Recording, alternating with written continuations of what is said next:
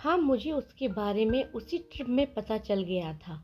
मन्नत ने गहरी सांस लेते हुए कहा। और इसलिए वो मेरी जिंदगी की सबसे बुरी ट्रिप बन गई। लेकिन मैं उसे यूं ही जाने नहीं दूंगी। मैं उसे उसकी गलती की सजा देना चाहती हूँ। आदि ने तुरंत कहा, मैं तुम्हारे साथ हूँ मन्नत। जिसने तुम्हें इस तरह धोखा दिया है वो किसी माफ़ी के काबिल नहीं। मन्नत ने धीरे से सिर हिलाते हुए जवाब दिया, नहीं, अब इसकी ज़रूरत नहीं। नहीं, क्योंकि उसे उसकी सज़ा पहले ही मिल चुकी है।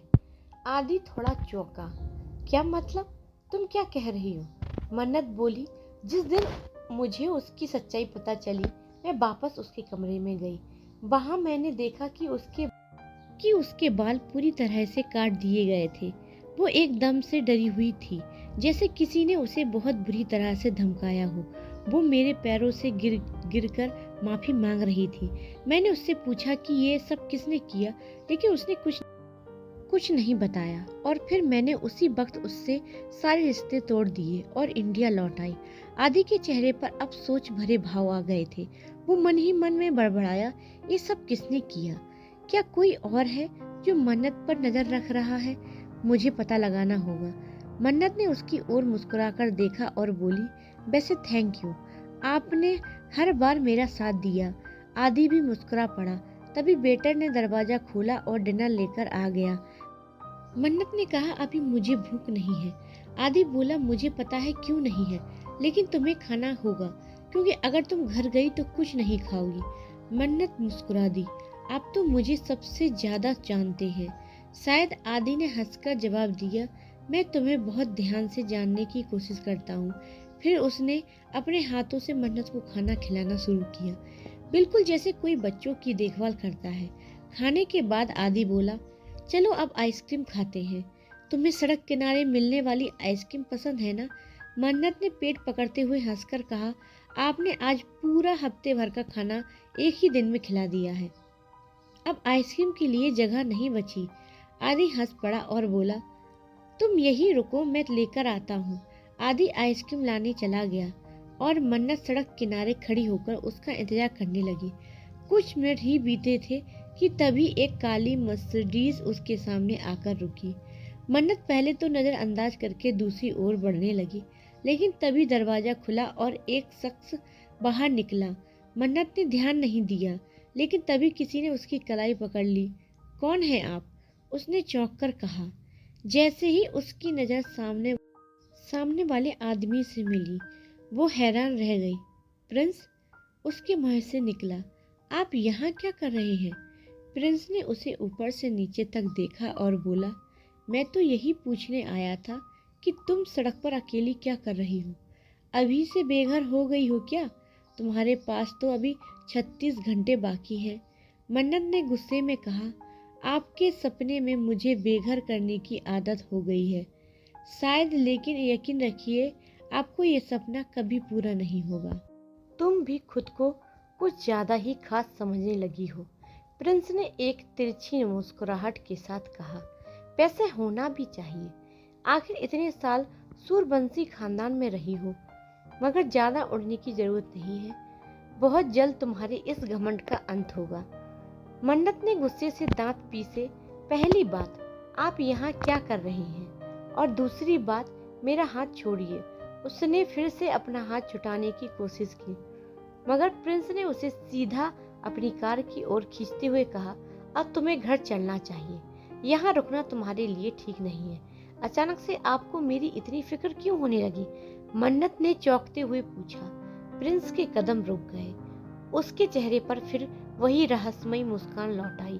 तुम सही कह रही हो, आजकल तुम्हारी फिक्र कुछ ज्यादा ही होने लगी है, क्योंकि 36 घंटों बाद जो होने वाला है वो मैं अपनी आंखों से देखना चाहता हूँ। इसलिए तुम्हें अब मेरी निगरानी में रहना होगा। मैं अपनी कार से आई हूँ और उसी से जाऊंगी। मन्नत ने सख्ती से कहा। ठीक है, तुम्हारी कार ड्राइवर के साथ वापस भेज दी जाएगी, प्रिंस ने जवाब दिया और दोबारा उसे खींचने लगा। रुकिए, मन्नत ने गुस्से से कहा, मैं यहाँ अकेली नहीं आई हूँ। आदि भी मेरे साथ है और मैं उसी के साथ जाऊंगी। आदि का नाम सुनते ही प्रिंस रुक गया उसकी आंखों की चमक बुझ गई और चेहरा गहरा हो गया। उसने एक कदम मन्नत की ओर बढ़ाया। क्या कहा तुमने? तुम आदि खुराना के साथ आई हो? हाँ, मन्नत ने दांत भींचते हुए कहा। और अब मेरा हाथ छोड़िए, दर्द हो रहा है। प्रिंस की पकड़ वाकई ज्यादा कस चुकी थी। मन्नत दर्द से तड़प रही थी। तभी किसी ने अचानक आकर उसका हाथ खींचकर प्रिंस से दूर कर दिया। प्रिंस ने गुस्से से पलटकर देखा। वह आदि था। क्या कर रहे हो तुम? आदि ने सख्ती से पूछा। उसे जबरदस्ती कहाँ ले जा रहे थे? प्रिंस ने उसकी तरफ देखा, फिर गहरी आवाज में कहा, उसका हाथ छोड़ दो। क्यों? आदि ने पलटकर पूछा। वह मेरे साथ आई थी और मेरे साथ ही जाएगी। तुम्हारी झूठी फिक्र की कोई जरूरत नहीं। प्रिंस की आंखें अब खून की तरह लाल हो गई थी। मन्नत डर के मारे आदि के पीछे जा खड़ी हुई। चुपचाप मेरे साथ चलो, प्रिंस ने गुस्से से कहा, वरना तुम सोच भी नहीं सकती मैं क्या कर सकता हूँ। आदि ने मन्नत की कांपती उंगलियां थामते हुए कहा, अब वो मेरे साथ है। जब तक मैं हूँ ये इंसान उसका कुछ भी नहीं बिगाड़ सकता। आदि ने अपनी दूसरा हाथ में थामी आइसक्रीम मन्नत की तरफ बढ़ा दी। आइसक्रीम खाओ और इस पागल से मत डरो। मन्नत ने हाथ बढ़ाया ही था कि प्रिंस ने आइसक्रीम छीनकर जमीन पर दे मारी और अपने जूते से मसलते हुए बोला, शायद अब भी तुम मेरी बात नहीं समझी। अगर तुमने इस इंसान के साथ एक पल भी बिताया तो मैं तुम्हारी जिंदगी और पढ़ाई दोनों खत्म कर दूंगा। मन्नत का चेहरा पीला पड़ गया। आप ऐसा क्यों कर रहे हैं? आखिर आपकी समस्या क्या है? प्रिंस ने आदि की ओर इशारा करते हुए कहा, ये इंसान ही मेरी समस्या है। मुझे इसकी शकल भी बर्दाश्त नहीं। आदि ने शांत स्वर में पूछा, लेकिन तुम मन्नत को मुझसे दूर करने का हक किस बात से रखते हो? तुम ना तो उसे पसंद करते हो और ना ही उसे अपनी बहन मानते हो। ये सही है। प्रिंस ने दांत पीसते हुए कहा, मुझे वो पसंद नहीं और ना ही वो मेरी बहन है, लेकिन जब तक वो सूर्यवंशम खानदान से जुड़ी है तब तक उस पर मेरा ही हक रहेगा। इतना कहकर प्रिंस ने एक झटके से मन्नत का हाथ पकड़ लिया और उसे जबरदस्ती अपनी कार की ओर खींचने लगा। जैसे ही आदि जमीन पर गिरा, मन्नत की चीख बाहर तक गूंज उठी। आदि, वो कार के अंदर ही थी, दरवाजे को दोनों हाथों से पीटते हुए चिल्ला रही थी, लेकिन प्रिंस के चेहरे पर कोई असर नहीं था। उसके चेहरे पर अब कोई मासूमियत नहीं बची थी, बस एक सनक थी, एक पागलपन। आदि धीरे धीरे उठने लगा। उसकी नाक से खून बहने लगा था, लेकिन उसकी आंखों में हार नहीं थी। वो खड़ा हुआ और सीधे प्रिंस की आंखों में देखकर कहा, तुम उसे चाहते हो, है ना? इसलिए तुम उसे जेल भेजते हो, डरते हो, धमकाते हो। क्या यही प्यार है तुम्हारा? प्रिंस का चेहरा एक पल को सख्त हो गया। उसकी आंखें लाल थीं, इस बार गुस्से से नहीं बल्कि एक ऐसी सच्चाई से जिसे वह खुद भी स्वीकार नहीं कर पा रहा था। Shut up! प्रिंस चिल्लाया और एक बार फिर आदि की कॉलर पकड़ ली। तुम कौन होते हो जो कुछ भी कहने वाले? आदि ने हाथ झटकते हुए कहा, मैं कोई नहीं, लेकिन अब मैं उसकी रक्षा करने वाला इंसान हूँ, क्योंकि जिस दिन तुमने उसे जेल भेजा था उसी दिन उसने अपना भरोसा तुमसे तोड़ दिया था। मन्नत अब कार में बैठी बुरी तरह रो रही थी। वह सब कुछ देख रही थी लेकिन कुछ कर नहीं पा रही थी।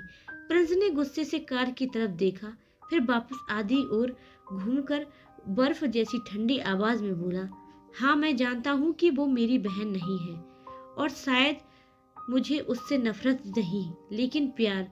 वह एक पल रुका, उसकी आवाज भारी हो गई। मैं जानता था, लेकिन मैं उसे किसी और के साथ नहीं देख सकता, कभी नहीं। ये कहते हुए उसने चाबी निकाली, कार को लॉक खोला। दरवाजा खोलते ही मन्नत रोते हुए बाहर निकली और सीधे आदि के पास पहुंच गई। आदि, आप ठीक तो है ना? उसने कांपते हाथों से उसके चेहरे से खून पोंछा। प्रिंस चुपचाप खड़ा रहा। उसका चेहरा अब बिल्कुल खाली था, कोई भाव नहीं, कोई शब्द नहीं। आदि ने मन्नत का हाथ पकड़कर कहा, चलो मन्नत, अब बहुत हो गया, चलो यहाँ से दूर, और अब ये इंसान तुम्हारी जिंदगी का हिस्सा नहीं रहेगा। मन्नत ने एक पल प्रिंस की तरफ देखा। वो अब भी उन्हें घूर रहा था, लेकिन उसकी आंखों में इस बार नफरत से ज्यादा दर्द था। जैसे ही मन्नत आदि के साथ कदम बढ़ाने लगी, प्रिंस ने धीमी आवाज में कहा, 36 घंटों बाद तुम सब कुछ समझ जाओगी मन्नत। उस दिन अगर तुम खुद मेरे पास नहीं लौटी तो मैं फिर भी तुम्हें लेकर जाऊंगा, हमेशा के लिए। आदि ने उसे पलटकर देखा और कहा, हम देख लेंगे प्रिंस। अब उसे डराने का वक्त खत्म हो चुका है। मन्नत और आदि वहां से चले गए, लेकिन प्रिंस वहीं खड़ा रहा, अकेला, टूटा हुआ और शायद प्यार में पागल। अब आगे क्या होगा? 36 घंटों बाद क्या सच सामने आएगा? क्या प्रिंस का प्यार बाकी प्यार है या कोई पागलपन? मन्नत क्या कभी उसकी बात समझेगी या अब सब खत्म हो चुका है?